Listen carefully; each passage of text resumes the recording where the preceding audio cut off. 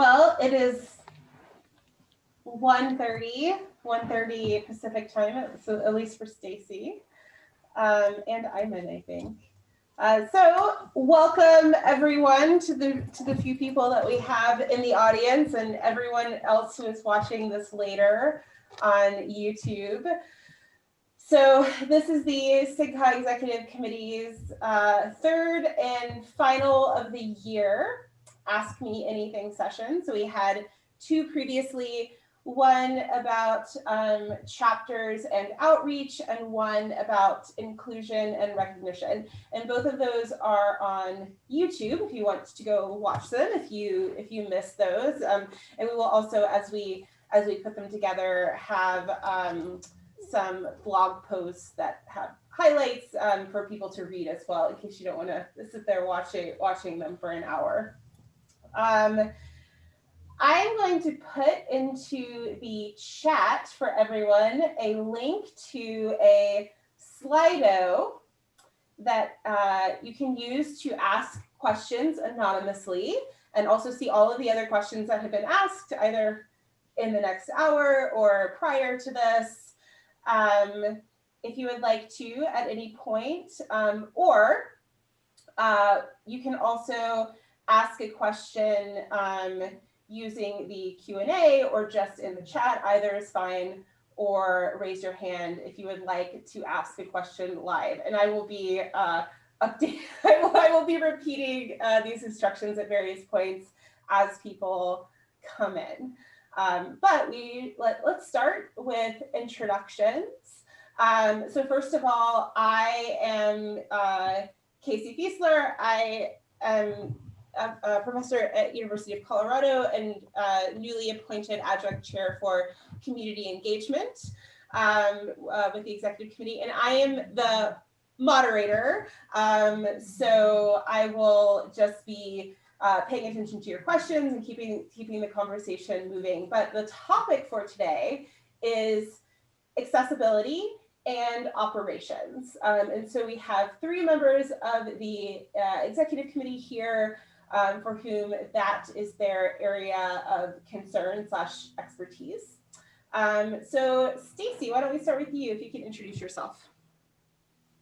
Hi, everybody. I'm Stacy Branham. I'm an assistant professor at the University of California, Irvine, where I study the design of technologies with and for people with disabilities. And I'll just briefly describe a little bit about my identities and my visual appearance for folks with vision impairments who may be in the audience. I identify as a white, queer woman with an invisible disability. And I identify also as someone who's a computing professional. I have a spunky new COVID haircut that is asymmetrical, and behind me you'll see some colorful drawings from my 4-year-old daughter. Very happy to talk with you all today. All right, Iman. Hi, I'm David. I'm in Shamma. I'm the VP of Operations. Sorry to start off correcting you, Casey, but we've had about 7 AMAs. I think 3 at the time since you joined. I'm actually putting a link to the playlist of all the AMAs that are on YouTube in the chat right now. And that should tell you that I run operations, which is basically the technology stack for the SIG. This includes interfacing with PCS, the progressive web app that we have for our conference programs, and then anything else that touches software. And as myself, I'm a HCI and AI researcher in the industry and have been for some time.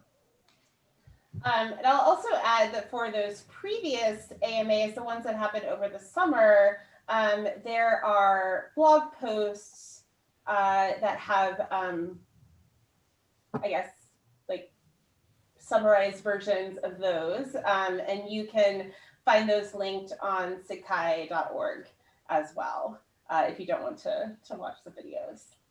All right, thank you. Soraia. Hi, I am Soraia Prietch. I am from the Federal University of Rondonópolis in Brazil. I'm with Stacy in the Adjunct Co-Chair for Accessibility.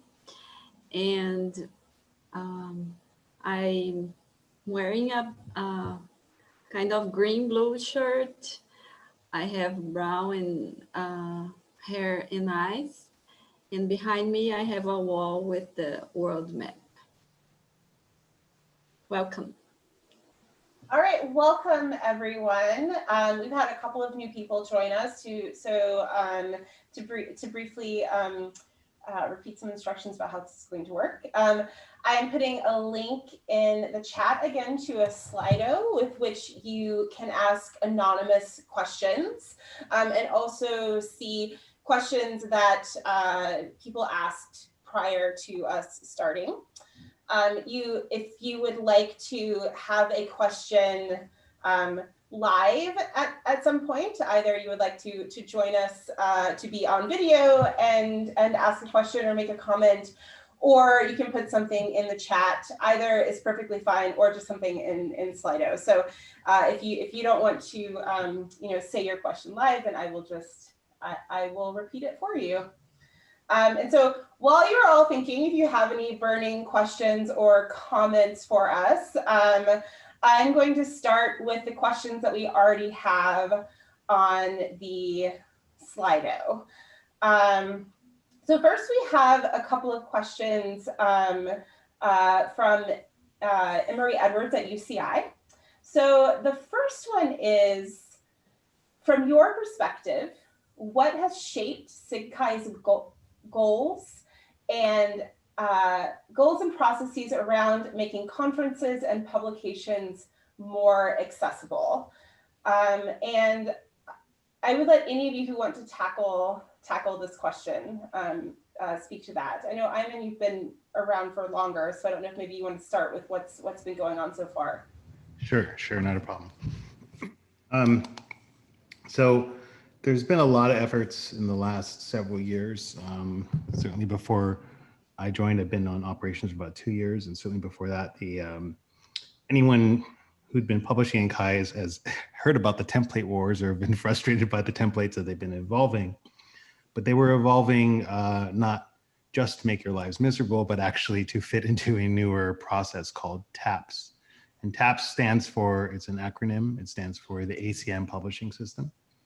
And what happens with TAPS and these new templates, which are both Word and LaTeX, is that the document that we publish is no longer the PDF. And that's very important because we've been archiving PDFs, and before that, I don't know, microfiche, or I'm not really sure what was being archived before, but like PDFs was the archiving format, but it's not very responsive. They're not very accessible. They can be made accessible, but you have to remember a lot of that are hooks that people have to add in at the last minute because a PDF is essentially a digital fax machine. And so there's a lot of problems. So TAPS and these templates come together to store your paper that's published in the library as an XML representation format, which then can get converted to a PDF. But more importantly, it can get converted to an e-reader for like a Kindle or an iBook. It can get converted to HTML5 and all those accessibility hooks in these modern responsive formats where you can change the font size and scale it. All that comes with that kind of mobility. And so this whole process now, end to end, we've been streamlining for operations, getting your paper to go from PCS into the TAPS system where then it's generated, and then the corresponding author can view the previews and see that it's looking and working like they think it should, and then that gets published. So from a publication standpoint, we are not fully there yet, but we're moving there. A lot of conferences are running with TAPS right now. I actually just was technical chair for IMX over the summer, and we used the TAPS process, and it saved a lot of actually time and frustration from our previous process of having to go through a external proceedings vendor, which typically they would, if you even sent them an accessible PDF, they would regenerate the PDF themselves and blow out all your accessibility changes. So it was a huge problem. So we've solved it all. It's moving forward, not completely done, but from a publication standpoint, I think that's something very important that has been the major breakthrough from there. Great, thank you. Stacy or Soraia, did you want to add anything to that? Please, Stacy. Sure, yeah. So I just wanted to add, so Soraia and I are also obviously very new to this position. I think we stepped in to this role a couple of months ago. But one thing that we've talked about repeatedly in our meetings, Soraia, is that the community members are really playing a big role in kind of letting the SIGCHI volunteer organization kind of know on the ground what they need, and doing a lot of kind of activism and proactive volunteering on their own to kind of contribute to the work that we're doing and drive the work forward. And I think that we owe communities like Access SIGCHI and just the everyday responses that people give to surveys after a conference to let folks know about when there was a good or a bad accessibility experience. That all of that labor and work by members in the community, many of whom have lived experience of disability, is really helping to drive our foci and what we choose to prioritize here. I think it's even responsible, but the folks the folks who are from the organization who've been here longer can correct me if I'm wrong, but I think it's even responsible for creating the position that Soraia and I now occupy, so that there's a kind of a voice at the table for accessibility. So I just wanted to give a shout out to the fact that our community members are constantly asking the organization to do better by them in terms of equity. And then on the other hand, now that Soraia and I have been behind the scenes, we've seen how the volunteers within SIGCHI are really stepping up to the plate and making structural change. Thank you. I think that's actually a wonderful point. I've certainly seen a lot of that myself in terms of the way that the community is engaging. So, you know, another thing that's come up related to this is certainly virtual conferences. Iman, do you maybe have some insight into how that's going with respect to accessibility, since I'm guessing that's something people are wondering about? For sure, for sure. It was surprised upon us all earlier this year.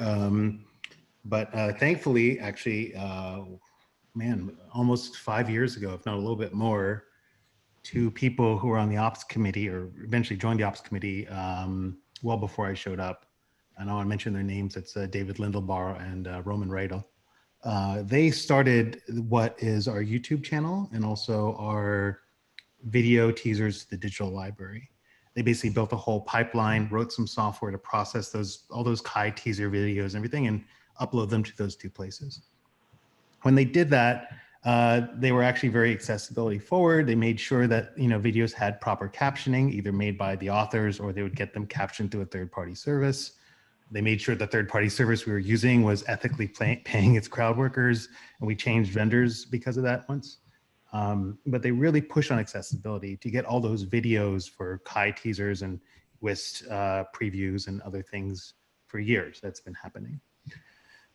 So when the pandemic hit us, we already had this platform in place and it was actually actively working, and we just had to think about how do we scale it.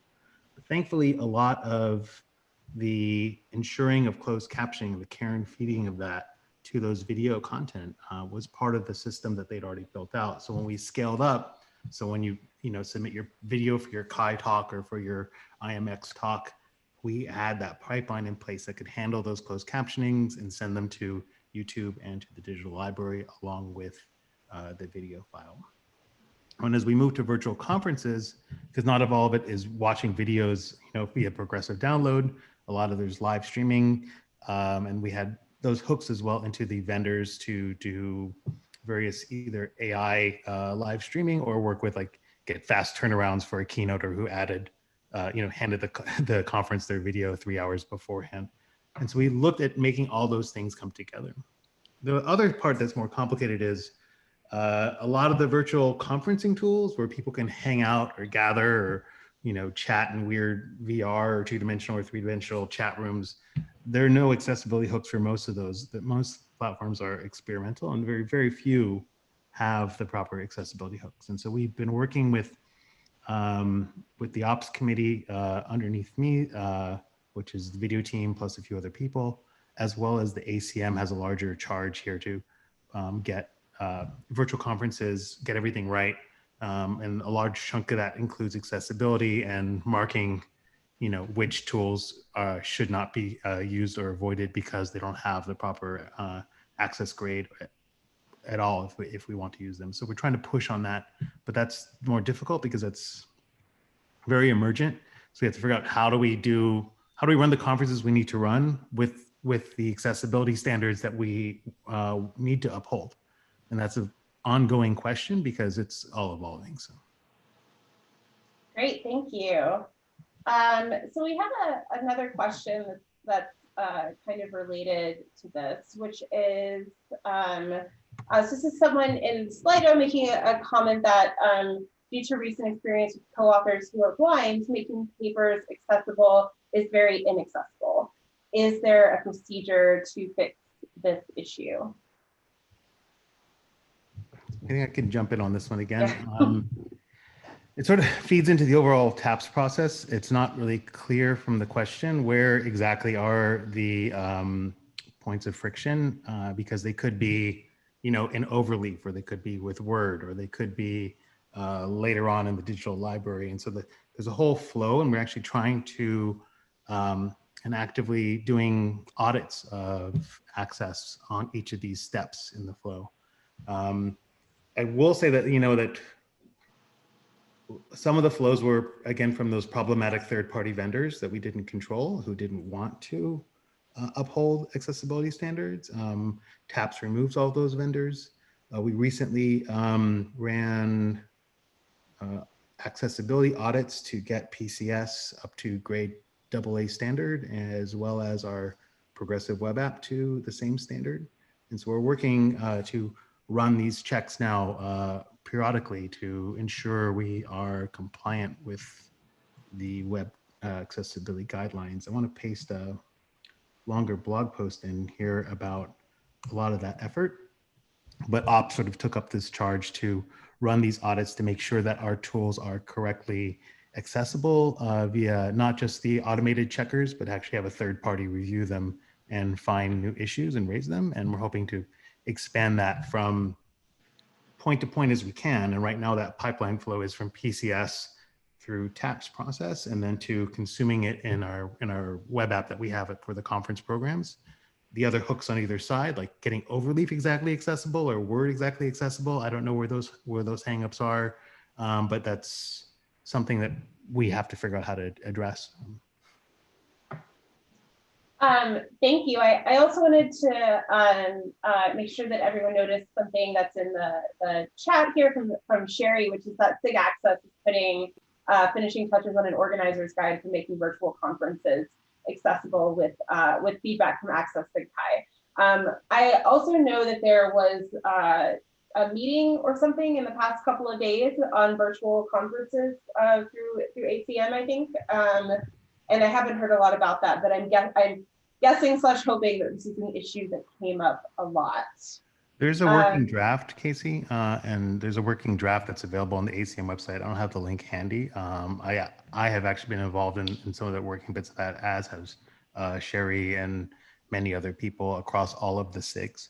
And so I think if you hit the ACM website, you'll see it. And there's sections on accessibility as well as other, operational issues like pricing and everything you need to know about running the conference. So there's certainly a lot of push there in that direction, and it's good. So Michael, I see that you have a question, and yes, you can ask. So also, if anyone wants to ask a question live, you can raise your hand. But Michael, I'm just going to pull you in so that you can ask this. Where'd you go? Ah, there you are.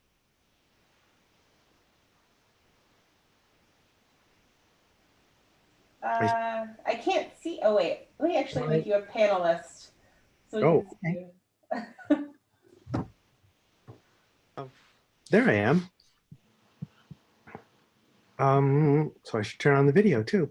Oh, right. So here's my question. I'm asking this question as a duty to a friend who has motoric disabilities and therefore cannot type into overleaf, and overleaf and voice recognition control don't go together at all for this person.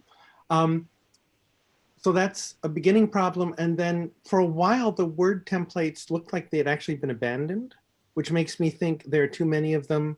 And the link that I found to them from, I've forgotten which conference website, was to an outmoded set. But are we working either A, to fix overleaf so that it actually will work with speech to text, and or B, consolidating the word templates so that people don't wind up with 6 of them, which claim to be equivalent and in fact are not equivalent.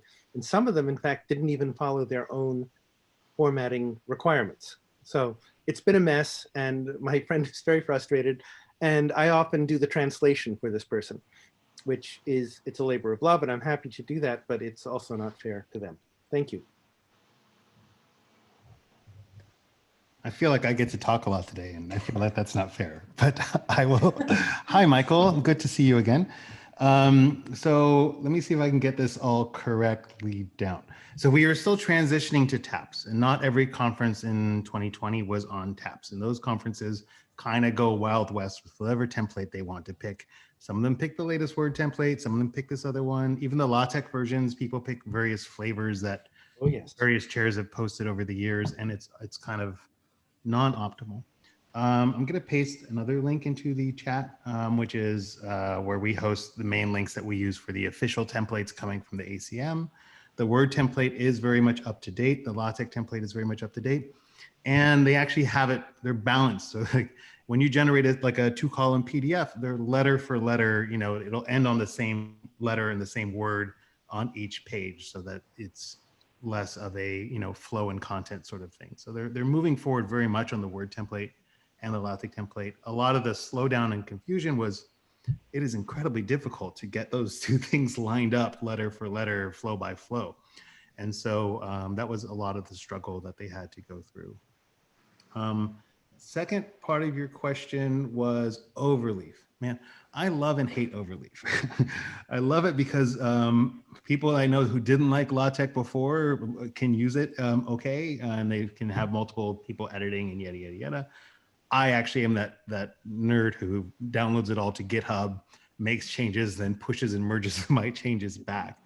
And that workflow is not ideal for all the features that Overleaf has. You know, spend a lot of time merging, and also GitHub is incomprehensible, or I say Git is incomprehensible. But that is sort of a workaround, but we shouldn't have people with accessibility needs having to deal with complicated workarounds. And so it would be really interesting to chat with Overleaf.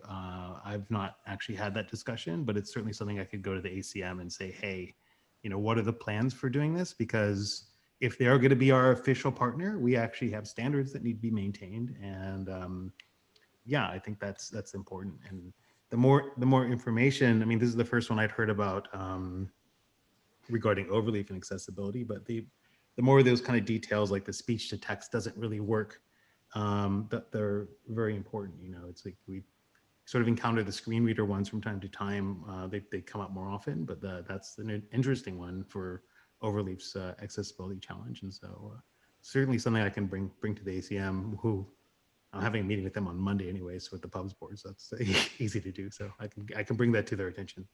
Thank you. And I can intermediate to the person who had the issue as needed if you need that. Thank you all, by the way, for having this session. I really appreciate it. Thanks. All right. Thank you, Michael. I'm going to pop you back into the audience then. Oh, there we go.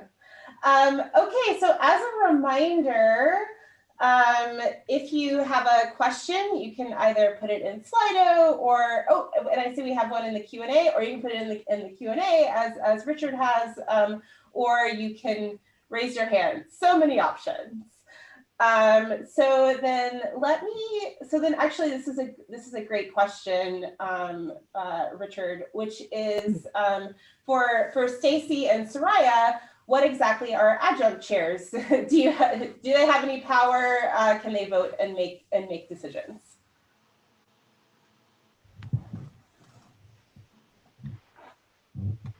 I can say something, and then Stacy can complement what I'm thinking. First, it's hard to say that something is already shaped, because this is a dynamic process. And we have a new position where we are starting to get feedback from community and talk to people, and also to the ECs that have a lot of experience that are here before us. So we are learning all this process, and we are starting to in our meetings, weekly meetings, we are starting to not shaping, but putting together what our goals are and what we wish to is to support the community for conferences and publications and everything. But accessibility is a transversal area which we have to talk to every EC to make decisions and everything, because in some point we have to talk to Ayman for many things all the time, and to Julie for publications. So it's not only the two of us to make decisions. Also, we have the adjunct chairs for the equity that we talked with, the VPs at large, Shawin and Niha. So everyone is involved in giving ideas and everything. Absolutely. Oh, and I was just going to add on to that from a kind of a, I think, a policy standpoint. I think adjunct chairs are appointed by the sitting SIGCHI president or EC, and we kind of come and go with them. I don't know that we're supposed to have voting rights, but we do vote, and I think they count them unless they're tossing them out the door when we don't know. And so we get to participate. So far, we've been participating in all of the meetings that the entire executive committee participates in, their monthly calls and various like quarterly retreats. And I just want to echo that. Well, actually, one of the questions that I asked when I took the position was, is there a plan to have this position stick around long term? Because I think that we need continuity, and we constantly need to be working towards more accessibility. And the answer that I got was, well, the need for accessibility is not going away anytime soon. So I can't imagine that we'll let you go. So our hope is, as Soraia suggested, to articulate a vision, not just for the long term or our 1 year period when the EC will transition, but for the long term, to kind of create a scaffolding for what we hope to be an ongoing filled adjunct chair for accessibility position, so that we can start to tackle larger goals with some consistency. I posted, I kind of answered the question in Zoom while y'all were chatting with a link to the bylaws, which does state some things that you also said, which is like some ACs are appointed with the executive committee being elected, and there are some elected officers for the executive committee, and there's an election coming up soon, so you should vote on, when that information comes out, on the new EC, which will start in July of 21. But very much ACs have power, to answer this question directly, have power. They vote. I think some issues only elected officers get to vote, and both Stacy and Soraia were appointed, as was I, because VP of Operations is also an appointed seat. And so it's not like a VP versus AC thing, but there are basically some votes only elected people vote on, elected officers vote on. Otherwise, most of the other votes everyone has, and ACs have budget and very much power and control of their areas. So it's just structuring of bylaws. Actually, I couldn't tell you any more than that. But Okay, thank you. If anyone else has any questions, please ask. In the meantime, I will go back to some that we have on the Slido. So this is another question from Emery Edwards, which was, what values or inspirations do you refer back to when making decisions as members of the SIGCHI Executive Committee? Who wants to start with that? I think that's something that everyone can address. I'll start because mine is very short, and I will let everyone else take over from there. And this is echoed in the blog post that I put up earlier. This Andy Bio wrote this Medium article years ago called "Never Trust a Corporation to Do a Library's Job," and the blog Medium post was about the sort of Internet Archive book scanning project versus the Google book scanning project, and the differences and how one kind of took, the corporate one took one direction while the library one continued and took a different direction.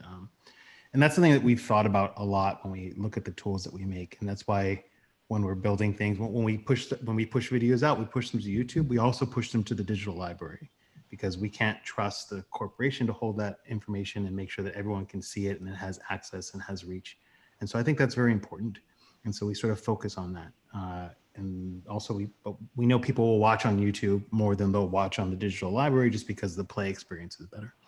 So we try to push those things, but that's the one thing that I keep on every decision we make is like, what are the sustainable, reachable things that we should be doing that doesn't rely on corporations or corporate tools that might change or get paywalled or disappear. So that's one of the things that I keep on going back to every time we try to build a strategy around any technology that we need to do.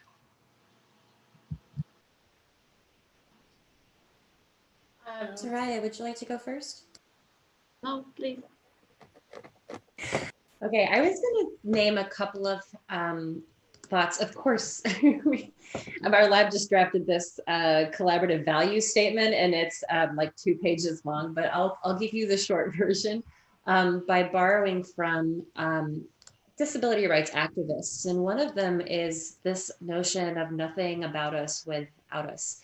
Which I think is really important, that whenever we're making decisions that will impact people from minoritized backgrounds, that they are at the table, like in the EC, not least, but also that we're, as Soraia said, we're working with community members and even our graduate students, so that we're making sure that we're working together and not separately or at odds. So nothing about us without us. And then another one that I wanted to point out that I recently learned at an Independent Living Center convention is this notion of no wrong door. And it's the idea that if someone has an accessibility problem and they come to someone within an organization for help, no matter whether it's that person's job, that they should be able to find a way to get you to the right person and get you to the right resource. So I hope that one of the things that Soraia, I mean, that's already happening, I think, within the EC, but that Soraia and I take to heart is that if someone comes to us asking for something, or even to other members of the committee, that we're going to make sure it gets into the right hands and that we try to handle it. So those are 2 that I care about. How about you, Soraia?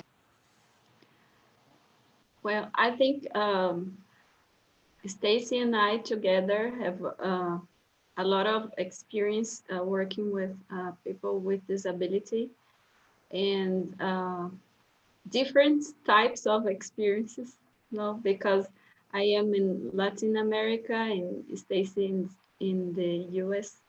Então, first, sorry, I was starting to speak in Spanish, even though it's not my language.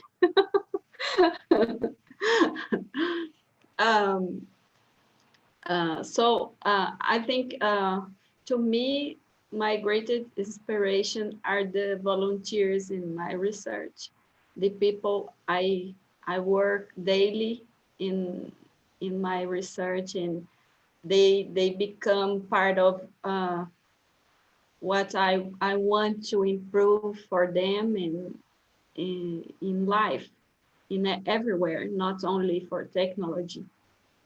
So one of the things we started to talk, and then we discovered the wonderful job Sherry was conducting, but we were already discussing about conferences in person and virtual conference, because the context also make differences on the way people have to do things and interact with. So there are many things that are already going on, and they inspire us and make us want to discuss more with the persons who are already working on this before us, and we want them with us working together. Great, thank you very much. Let's see, we have a couple more questions in the Slido. So this one is from Kevin. Is SIGCHI taking any specific steps to bring disabled members of our community into leadership positions?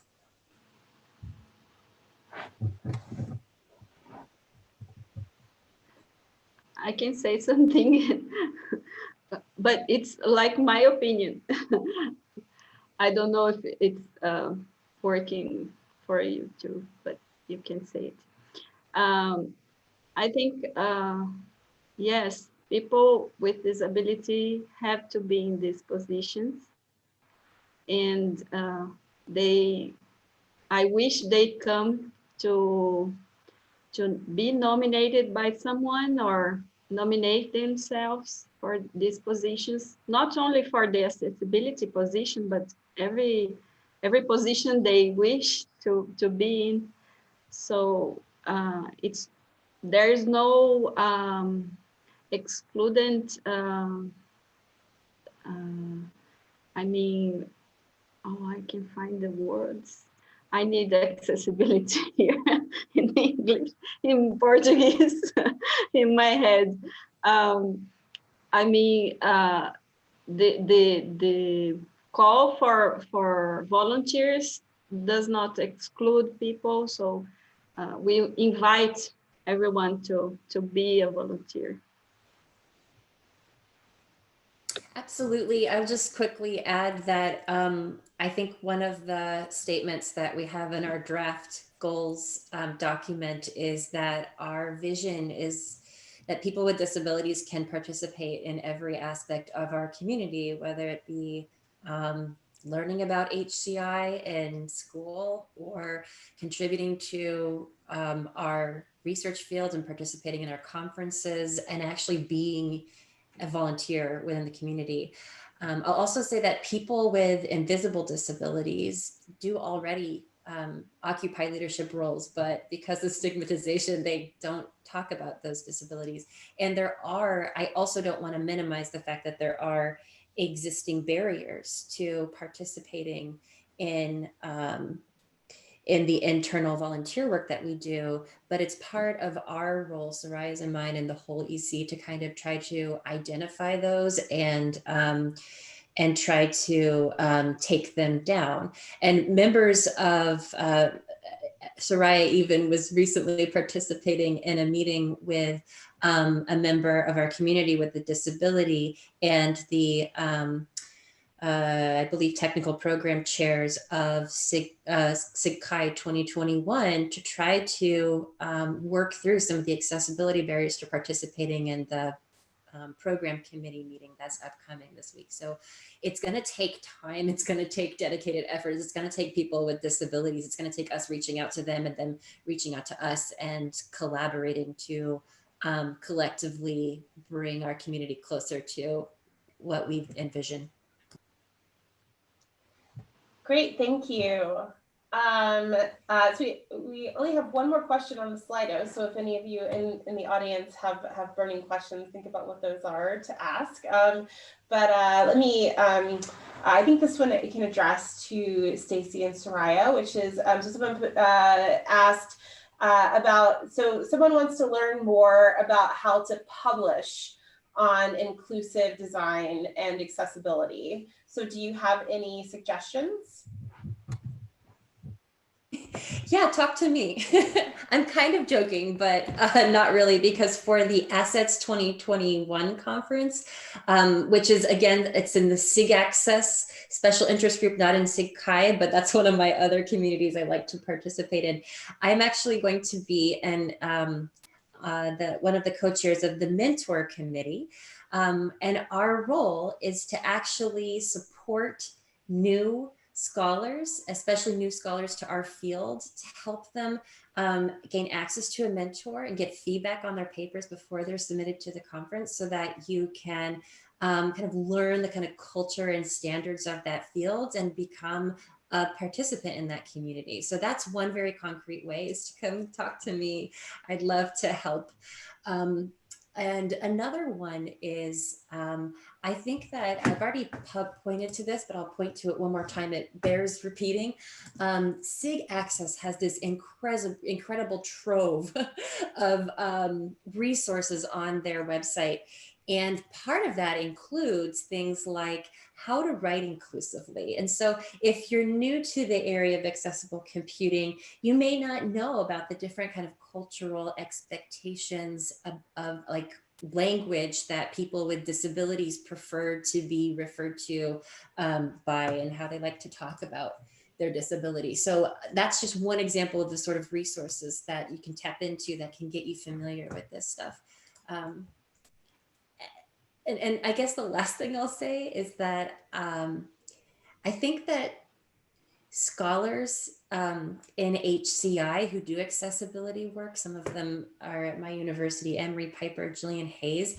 Part of the, I don't know what it is about this subfield, but I think it tends to attract people who are just really interested in kind of creating communities of care that kind of reflects the care work that they do in their research. And so as an example, when I was a lecturer at UMBC, I kind of cold emailed Jillian Hayes, who's this like, you know, great mentor figure in the field, and said, could I like talk to you at this conference? And she said, sure, but I'm gonna be on the beach with my kids. Can you handle that? And I went and talked to her. And that's, I think, one of the really, I don't know, like a really important thing that happened in my career that probably enabled me to continue being an accessibility scholar. So I'd also say reach out to accessibility scholars and see if whose work you admire, and see if they can give you some personal assistance. Great, thank you. There's actually, I think, a nice follow-up question to this from Kevin, which is with respect to the ACM guide on disability language and writing, any other community commitments you'd like to be set for submitting authors to reduce ableism in our research?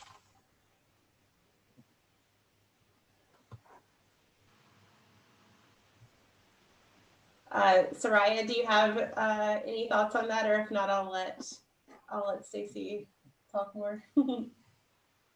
Well, in ACM,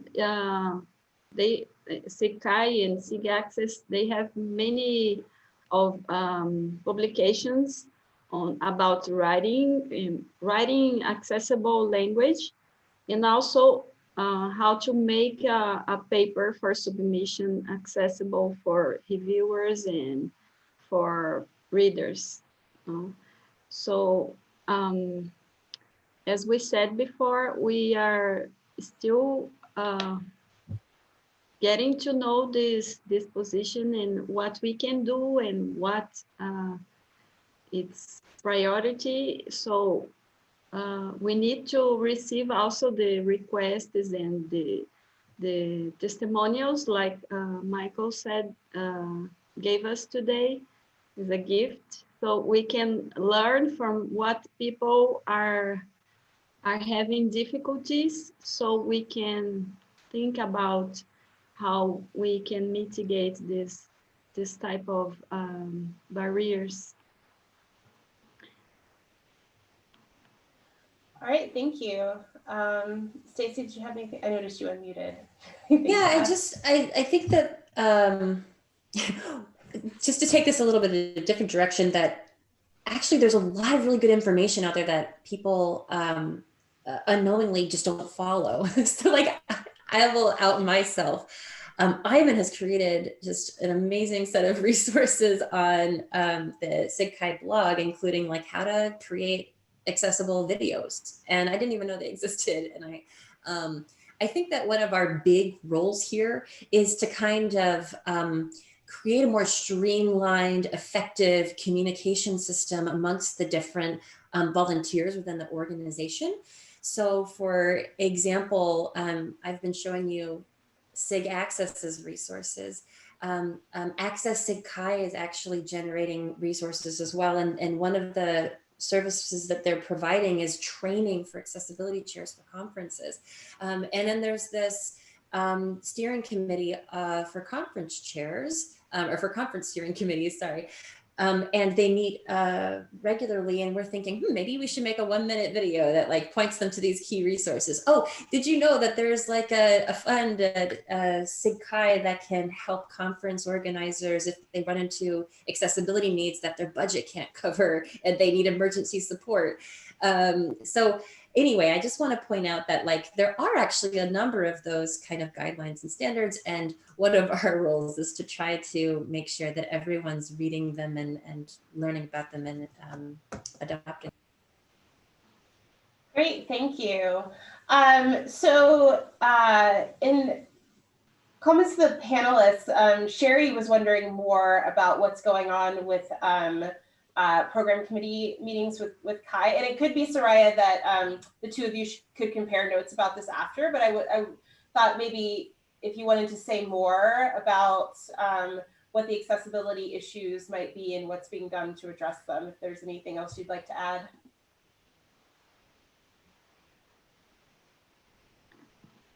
Sorry, I didn't understand. It was too large. Oh, sorry. So Sherry was just interested in hearing more about what was going on with the Kai program committee in terms of that was you who mentioned the conversation about accessibility, right? I thought it was Stacy. Or was it Stacy? And I might be incorrect. Sorry. And I could take the first step Okay, here. So in our Zoom, you'll notice there's closed captioning enabled, and that's from a AI transcription service, which I've been watching and am actually pleasantly surprised with how well it's doing with this conversation. That is actually an experiment that we are running, and actually started out of operations in SIGCHI with the ACM across all of their Zoom channels that they give out to conferences. And so we're doing a pilot. They're doing a pilot with us, and have been for the past few months on the conferences. And so they have a bank of Zoom accounts, and they also have a bank of now these AI hooks into this other service to do the captioning.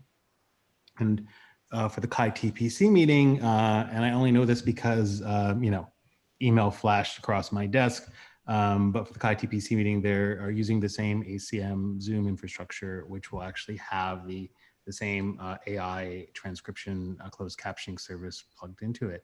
And so what's really exciting here is that it was a moment that we were thinking about our conferences and how do we make sure we have captioning for everything that is live at our conferences. And we were able to work with the ACM and say, well, these are actually your Zoom accounts and we want to run this service. How do we make this work? And so now they sort of, well, let's just do a pilot. So we're doing this broad pilot. And if all goes well, then we'll get a bigger contract in place and have that moving. So it'll be for all ACM conferences that use their Zoom accounts. So it's really a wonderful thing that coming from SIGCHI that they actually look for us for these kind of solutions, and we can get impact across the whole ACM. And that's also, like, to answer the question more directly, folds into those accounts that then get allocated for the Kai TPC meeting. Will also inherit those AI transcription services for closed captioning. And so that's a good first step. I don't know if Stacy was talking about something more broader around that, but that's certainly something that's in place and happening now. So either on that, or I saw a clarification in the chat from Kevin. Stacy, was there anything that you wanted to add on and your thoughts about Kevin's question? Yes, Kevin says to expand a bit and work around the character limits of Slido. I'm wondering, for example, about setting expectations for authors about topics we do or do not accept at SIGCHI, or goals that we do or do not set for our work, etc. I think that, you know, the interesting thing about language and about like what's accepted quality work, research, that's all very kind of culturally constructed and kind of dynamic and changing over time. So for example, while it may have been more common to see, say, a sighted person blindfolded in a study for blind or low vision individuals, that's something that our community has become more attuned to and skeptical of. And we've started to see numerous research articles come out kind of articulating some of the ethical and actually just empirical limitations of that sort of simulation work, right? So I think that as a community, we just need to be reflective and constantly kind of assessing and writing about and making the case about how what our standards are. And I think that that's done well through fora like magazine articles, newsletters, workshops, and even conference, like full conference articles can tackle these sort of subjects. So if you see a cultural kind of potentially problematic cultural aspect of what's happening in the field, then that may be your call to kind of put a stake in the ground through those sorts of fora to help us grow and evolve as a community. Great, thank you. So we're out of questions. I thought I would ask, a lot of what we've talked about with respect to operations has focused on accessibility, which is super important. I was just wondering if there's anything else that you wanted to add that you think it would be important for people to know about things that are going on in ops. Oh, sure. I think one of the biggest challenges that we're facing right now is internationalization, I suppose, or localization. Not all services are available in all parts of the world. You have your favorite URL shortener. Turns out it doesn't work in North Africa.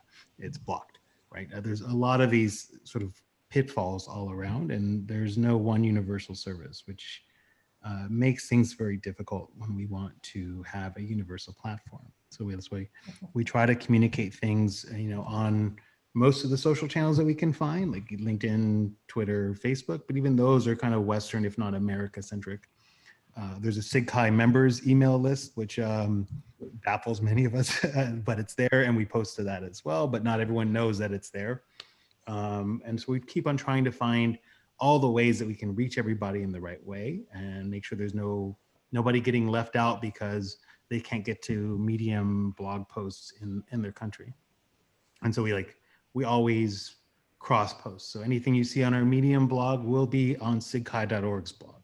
There's more content, little announcements and other little things on SIGCHI.org blog, but the longer, more story-like posts will be in both places. And we did the same thing with recently with another AC, Neha Kumar made a community calendar of events like this and events across our community that come in. And there's a calendar feed. We have a conference calendar and a community calendar.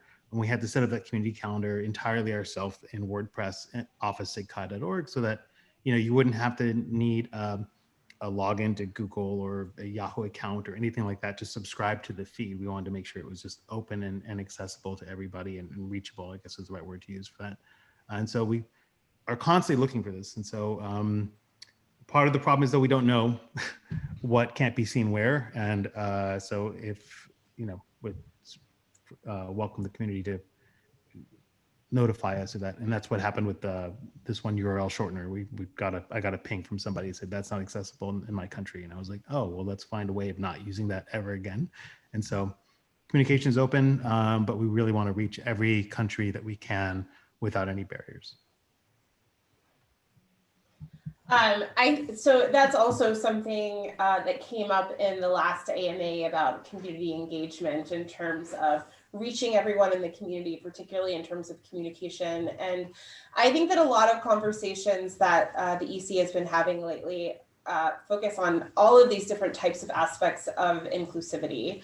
Yeah, we definitely welcome suggestions and questions and comments on and thoughts on that, particularly when, as Iman says, we might not know when some things are not visible or accessible to some folks. Let me check and see. Last question from Richard here. Curious about the SIGCHI website. It's not branded with ACM. Is that a message? Iman? Isn't it? I mean, I'm there right now, and the title says ACM SIGCHI and about us, and you go to the bottom, 2020 copyright ACM SIGCHI. Yeah, so if you want to see, if you want to see an ACM logo there, we can probably add one. But I thought you were saying, isn't it a signal? Little disc, ding. Yeah, that's Richard just posted the link. Yeah, scroll to the bottom, you'll see copyright ACM at the bottom, and if you hit about us, you'll see as well that it's missing. We're using the official ACM SIGCHI logo, but you don't see an ACM logo, and if that's troubling, we can certainly add one. And let me just pop over and make sure there aren't any new questions in the Slido as we wrap up. If anyone else has anything, now is the time. We have just a couple of minutes left. Stacy or Soraia, do either of you have any final thoughts or things you wanted to add before we close?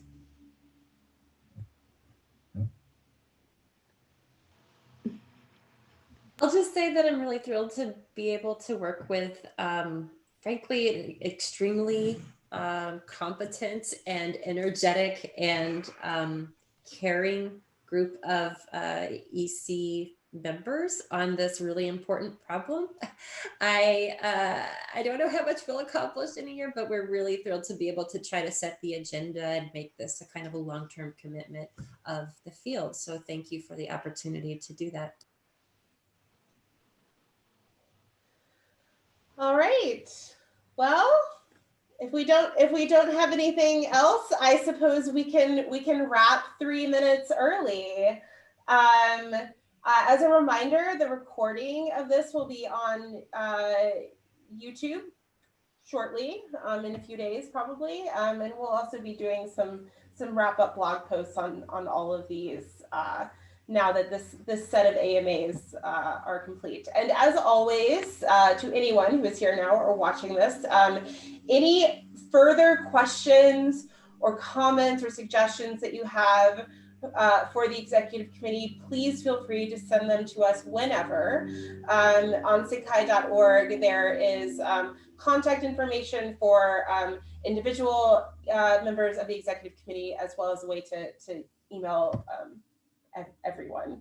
So please feel free to do that. Or if you don't know who to ask something and you just want to get in touch with us, you can ask me, and I consider it part of my job to figure out who knows what things. So great. I think that's it. Thank you everyone so much for coming and listening, and yeah, have a nice December, everyone. Thank you.